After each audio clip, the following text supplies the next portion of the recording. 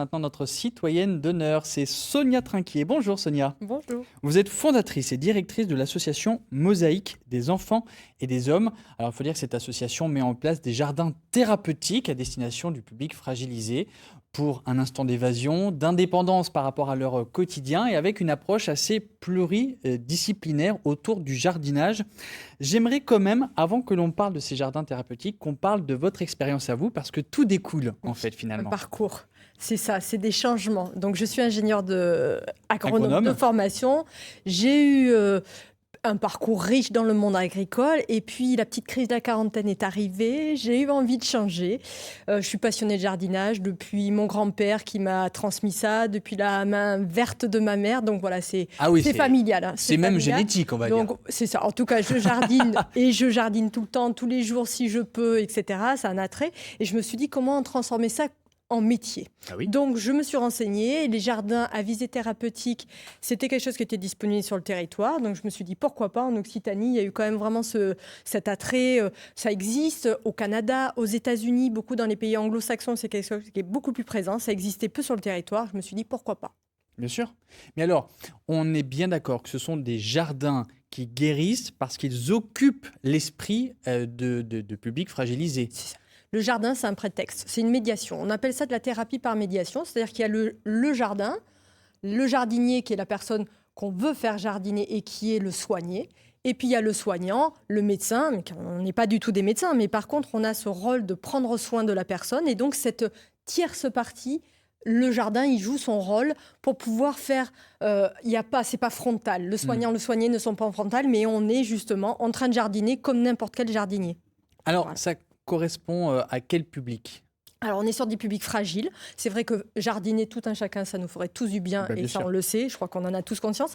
Mais on va quand même s'adresser à des publics qui sont fragiles. Ça va de la personne qui est en perte d'autonomie. Donc, ça peut être un senior, ça peut être une personne handicapée, ça peut être juste une personne qui a une fragilité, un deuil, une longue hospitalisation, une maladie chronique qui est présente, latente.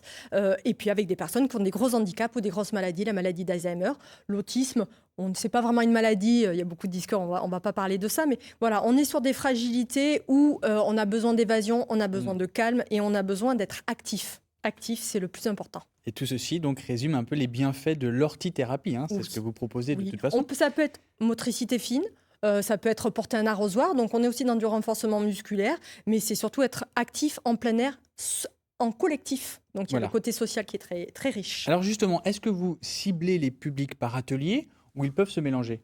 Alors, on a des ateliers, par exemple, pour les couples aidants aidés à Alzheimer, où là, on est uniquement sur ce public-là pour pas les mettre en difficulté, voilà, parce que ça peut être quelque chose qui, finalement, est plus stressant. Pareil pour les enfants autistes, on est sur des publics qui sont très vite stressés dès qu'il y a des inconnus. Donc là, du coup, c'est des ateliers qui leur sont vraiment réservés. Et après, on a des plus grosses catégories. Par exemple, sur les plus de 60 ans, on a énormément d'ateliers qui concernent ce public-là.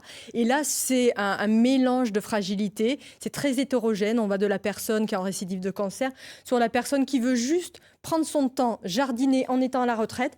Il y avait des choses qu'elle disait, oh, mais ça, je sais pas, comment on fait du bio, comment ma plante, elle a telle maladie. Elle est juste curieuse. Et donc là, vous voyez, on fait se croiser des gens qui sont dans le besoin vraiment d'aide et de thérapeutique et d'autres qui sont juste dans le loisir.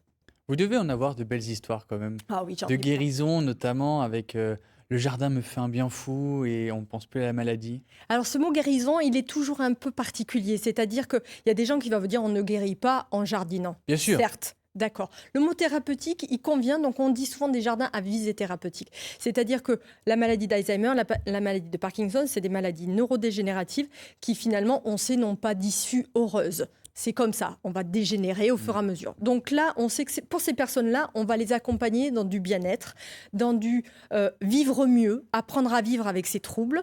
Et si on rentre et qu'on est heureux et qu'on dort mieux, eh ben, on peut dire que ce mot thérapeutique, voilà, là, le bien-être correspond. Après, pour une personne qui a envie d'apprendre, qui a envie de se faire du bien en étant avec les uns et les autres, et d'autres personnes qui vont partager aussi les petits bobos, les petites fragilités, eh ben là, du coup, on est dans de la prévention santé. On peut appeler ça comme ça. Ça doit être une belle récompense pour vous. Oui, parce que je crois que dans le monde agricole, j'étais en manque, j'étais dans l'expertise, j'étais dans beaucoup, je voyageais énormément, vous me parlez d'Occitanie, j'étais beaucoup en Occitanie, et là je suis restée sur un territoire beaucoup plus restreint pour être au contact de l'humain. Et vous avez mal dit le nom de l'association, c'est Mosaïque des hommes Oui. et des jardins, Oui. et c'est ce mélange entre les hommes et les jardins, c'est pas grave, hein, mais c'est ce mélange entre les hommes et les jardins qui faisait la richesse. Et moi du coup, quand je repars et qu'une personne me dit qu'elle a besoin de mes ateliers, qu'elle veut revenir, que c'est super ce que je fais, bien sûr, c'est moi qui suis le Bien soigné sûr. et c'est moi qui me fait du bien. J'ai mal dormi hier soir, c'est pour ça que depuis C'est le pas début grave, de l'émission, c'est je pas suis un peu grave. comme ça, vous voyez.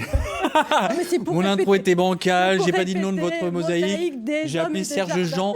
On n'est plus à ça près, écoutez. Hein. Et jusqu'au bout, restez Non, bien non. avec nous parce que jusqu'au générique de fin, je vais faire plein de boulettes. On adore ça. Ben, évidemment. Combien de temps durent les ateliers? Parce Alors, que ouais. tout le monde n'est pas à la même vitesse. Non, tout à fait. Sur des troubles importants, autisme, Alzheimer, la concentration, c'est le nerf de la guerre. Donc, c'est garder la personne active. 1 heure, c'est le maximum.